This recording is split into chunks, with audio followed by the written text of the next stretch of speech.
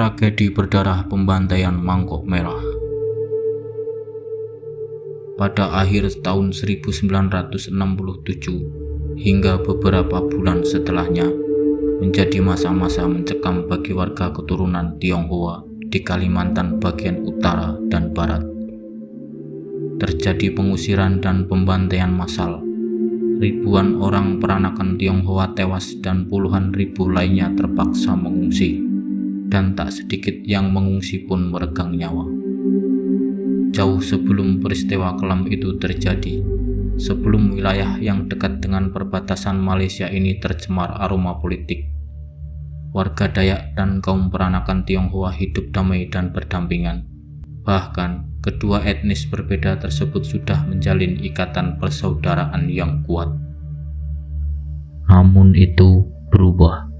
Hubungan harmonis antara warga Dayak dan Tionghoa itu sirna setelah terjadinya gerakan 30 September 1965. Citra Presiden Soekarno merosot karena dianggap membela Partai Komunis Indonesia. Di sisi lain, pengaruh Soeharto kian menguat dan menyerukan pembersihan total terhadap mereka yang dituding terlibat gerakan tersebut. Gelombang politisasi yang panas di tingkat nasional akhirnya sampai juga di Kalimantan bagian utara, atau yang dulu masih termasuk wilayah Kalimantan Barat. Ini akhirnya berbuah peristiwa yang kelam dan sejarah Indonesia. Pihak tentara disinyalir berada di balik peristiwa yang terjadi pada tahun 1967 itu. Sejak awal dekade tahun 1960-an, Presiden Soekarno mulai mengubarkan semangat Ganjang Malaysia karena negeri jiran yang dianggap anti-Inggris berambisi membentuk Federasi Malaysia. Sebagian besar warga Kalimantan Utara, terutama dari kalangan peranakan Tionghoa yang tinggal di dekat perbatasan, turut menolak keras rencana Federasi Malaysia. Presiden Soekarno kemudian mengirimkan salah seorang menteri negara di Kabinet Dwikora I ke perbatasan utara Kalimantan untuk menggalang kekuatan dalam rangka kampanye Ganjang Malaysia. I Tejo Tat yang kebetulan juga keturunan Cina memperoleh sambutan meriah dari masyarakat setempat. Buah hasil kunjungan I Tejo Tat, maka dibentuklah Barisan Sukarela atas izin pemerintah pusat. Organisasi Barisan Sukarela banyak diminati warga. Pihak yang bergabung bukan saja warga Kalimantan Utara, melainkan pula para pemuda dari Singapura, Brunei Darussalam, bahkan dari Malaysia yang tidak setuju dengan rencana pembentukan Federasi Malaysia. Barisan Sukarela atau gerilyawan yang dibentuk antara lain pasukan rakyat Kalimantan Utara yang dikombinasikan dengan pasukan gerilya rakyat Sarawak pada tahun 1964. Pasukan gabungan ini kemudian dikenal dengan sebutan PGRS Parakou, yang anggotanya memang didominasi oleh orang-orang keturunan Tionghoa yang tinggal di negara-negara serumpun itu. Untuk persiapan menghadapi Malaysia, Angkatan Perang Indonesia mendirikan pangkalan militer utama di Kalimantan Barat. Wilayahnya antara lain Sambas, Pengkayang, Ledo, Singgau Ledo, Putu Sibau, dan kota-kota perbatasan lainnya. Daerah-daerah itu dijadikan sebagai tempat berkumpulnya para sukarelawan. Para sukarelawan dilatih oleh instruktur militer Indonesia dan tinggal di kamp-kamp latihan di kawasan perbatasan Kalimantan Barat serta Kalimantan Utara.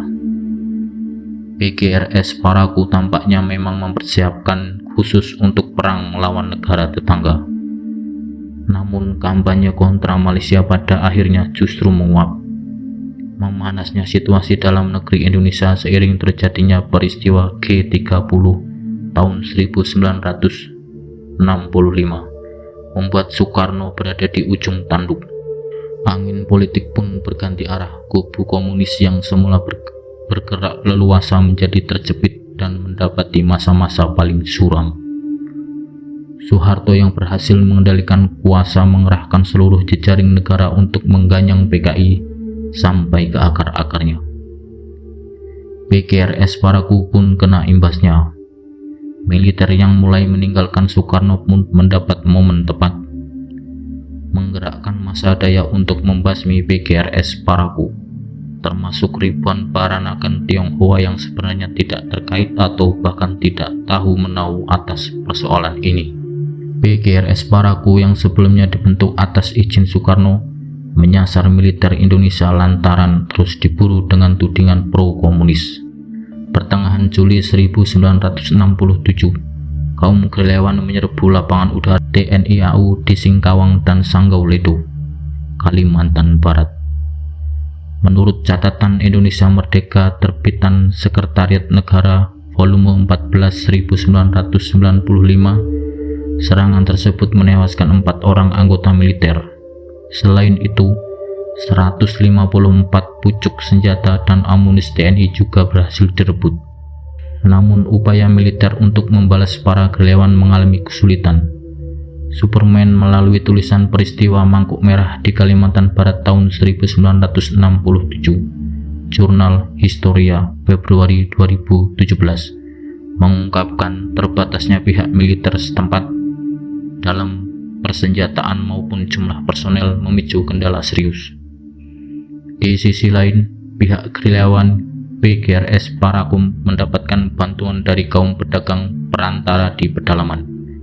Mereka menjadi penyuplai logistik dan kebutuhan para gerilyawan. Namun, Superman juga menyebutkan bahwa terkadang bantuan itu diberikan bukan secara sukarela, tapi lebih cenderung terpaksa karena takut. Perintah pusat yang kala itu berada dalam kendali Soeharto pun beraksi. Ancaman PGRS Parakou yang diduga berbaur dengan kelompok komunis dirasa sudah amat mengkhawatirkan, sehingga diputuskan segera pengiriman pasukan bantuan. Setidaknya ada 9 kesatuan militer yang diperbantukan untuk membasmi PGRS Parakou dalam rangkaian operasi Sapu Bersih. Kondisi mulai mengarah pada ancaman konflik SARA. Terjadi pembunuhan orang Dayak yang belum diketahui pelakunya di daerah Ledo seluas Pahuaman, Bangkayang, dan hampir di seluruh wilayah yang terdapat komunis etnis Cina. Situasi ini, papar Superman, dimanfaatkan oleh pihak militer untuk menjadikan PGRS Parakou sebagai tersangka pelaku pembunuhan. Aroma politisasi sangat kental dalam konflik di Kalimantan Barat dan Utara kala itu. Masyarakat Dayak yang sudah terlanjur murka kemudian bertekad untuk membalas dendam dengan dukungan penuh dari TNI yang juga menghendaki pembasmian gerilyawan PGRS Parakou, sehingga tragedi berdarah yang dikenal sebagai peristiwa Mangkuk Merah akhirnya terjadi. Memanasnya relasi masyarakat Dayak dengan warga keturunan Tionghoa di Kalimantan bagian utara dan barat dimanfaatkan betul oleh aparat. Militer pun diminta dukungan dari mantan gubernur Kalimantan Barat sekaligus tokoh yang sangat disegani oleh masyarakat Dayak. Seperti diungkapkan Superman, orang-orang Dayak diimbau ikut berpartisipasi bersama tentara untuk menumpas PGRS Parakou. Militer melakukan propaganda dengan menyebarkan isu bahwa orang-orang komunis tidak menyukai sistem adat Dayak. Para panglima dari kalangan orang Dayak direkrut dengan dalih PGRS Parakou akan menguasai Kalimantan Barat. Disebutkan pula bahwa para pemuka Dayak diprovokasi dan ditanamkan pengertian PGRS Parakou adalah komunis yang tidak beragama dan orang Dayak tidak bisa hidup bersama-sama dengan komunis. PGRS Parakou disebut sebagai Cina Sarawak yang ingin memecah belah keamanan wilayah Indonesia. Melalui siaran radio Republik Indonesia Pontianak pada 21 September 1967, Johannes Chrysostomus Oevang Oerai mengultimatumkan kepada warga peranakan Cina untuk meninggalkan wilayahnya dan pindah ke kota kecamatan terdekat. Pada 11 Oktober 1967, diumumkan kepada seluruh kepala kampung agar menghadiri pertemuan besar dan bersiap-siap melakukan apa yang disebutkan gerakan demonstrasi. Belum diketahui apakah himbauan tersebut benar-benar datang dari Oerai atau bukan. Dalam buku 101 Tokoh Dayak yang Mengukir Sejarah 2 meyakini pengumuman itu mencatut nama Oevang Oeray. Pemberitaan provokatif tersebut muncul dari pelaksana penguasa perang daerah dan Kodam Tanjung Pura. Di luar persoalan intrik politik yang sangat mungkin terjadi kala itu, masyarakat Dayak di sana sudah tersulut. Tradisi mangkok merah yang merupakan simbol dimulainya perang dalam tradisi Dayak pun disiapkan. Jamie Setiawan dan Winston Neil Rando dalam Merah Putih Tragedi di Perbatasan menjelaskan, mangkok merah dipakai untuk media persatuan suku Dayak bila merasa kedaulatannya dalam bahaya besar. Panglima suku biasanya mengeluarkan mangkuk merah yang berisi arang, daun juang, bulu ayam, dan darah babi untuk diedarkan dari kampung ke kampung secara cepat. Mangkok merah digunakan untuk memanggil orang-orang. Itu adalah simbol komunikasi yang digunakan selama masa darurat. Ketika seorang membawanya dari satu suku ke suku lain, itu berarti datang dan bantu kami. Pasukan Dayak menyisir satu demi satu wilayah permukiman warga peranaan Tionghoa. Salah satunya pada akhir Oktober tahun 1967 yang menyasar wilayah Anjungan, Mandor, dan Menjalin. Masyarakat dari etnis Tionghoa tanpa pandang bulu menjadi korban dari gerakan demonstrasi. Aparat pun kewalahan membendung gerakan yang sudah meluas ini. Pada tanggal 14 November 1967, bergabung sejumlah suku-suku Dayak lain dari pedalaman. Aksi kekerasan pun semakin besar.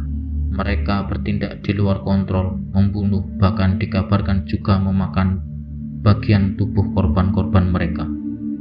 Sepanjang pekan-pekan berikutnya, terjadi rangkaian pembantaian massal yang banyak menelan korban jiwa. Kekerasan mencapai puncaknya pada November tahun 1967. Para penyerang dengan senjata berburu mulai membunuh orang-orang keturunan Tionghoa dan membakar harta bendanya. Toko-toko Cina dibakar dan mayat-mayat korban dibariskan di jalan. Menurut riset Superman 2017, peristiwa mangkuk merah diperkirakan secara langsung menewaskan 2.000 sampai 3.000 orang. Namun dampak secara tidak langsung diperkirakan lebih besar lagi. Dampak secara tidak langsung itu adalah terjadinya gelombang warga peranakan Cina yang mengungsi. Para pria berniat tetap tinggal, tapi pada akhirnya mereka terpaksa ikut mengungsi. Sementara kaum perempuan dan anak-anak melarikan diri atau bersembunyi dari penyerangan di berbagai tempat. Diperkirakan antara 50.000 sampai 80.000 orang Tionghoa bergerak menuju pesisir Kalimantan Barat, yakni ke Pontianak dan Singkawang. Lebih dari 5.000 orang pengungsi tewas karena masalah kesehatan, kebersihan, dan kekurangan pangan, baik dalam perjalanan maupun meninggal dunia di tempat pengungsian, belum lagi yang mengalami trauma hingga kini. 5.000 orang meninggal di pengungsian di Pontianak dan Singkawang lantaran minimnya fasilitas sanitasi, kesehatan, dan keterbatasan pasokan pangan, ungkap Tony Wong, saksi hidup yang juga tokoh masyarakat Tionghoa di Kalimantan Barat, seperti dilaporkan. Peristiwa mangkuk merah pada tahun 1967 menambah daftar panjang tragedi kemanusiaan bernuansa politis dan SARA yang pernah terjadi di Indonesia.